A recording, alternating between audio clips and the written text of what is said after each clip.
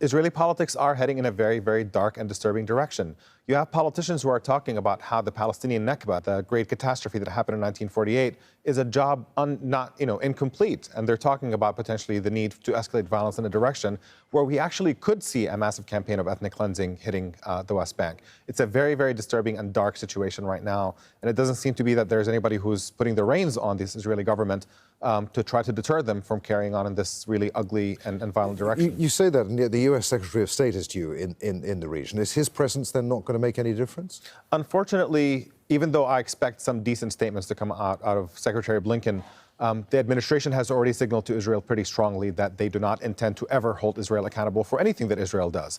The trajectory so far is one in which Biden has made clear that U.S. military funding for Israel is never going to be conditioned, in which diplomatic protection.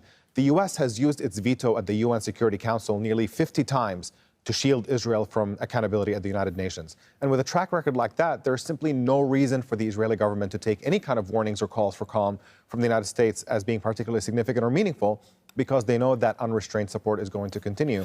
All right, so if the U.S. can't be relied upon to bring about some sort of end to the violence, who can? I mean, the UN, the EU?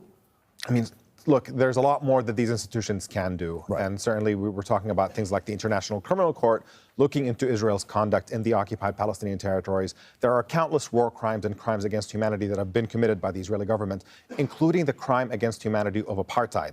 There is now an international human rights consensus. Every major human rights organization in the world agrees that Israel is committing the crime of apartheid. And in light of that, there's no reason why we should not be seeing a repeat of what happened in South Africa. An apartheid government should be boycotted and isolated until that apartheid regime actually falls.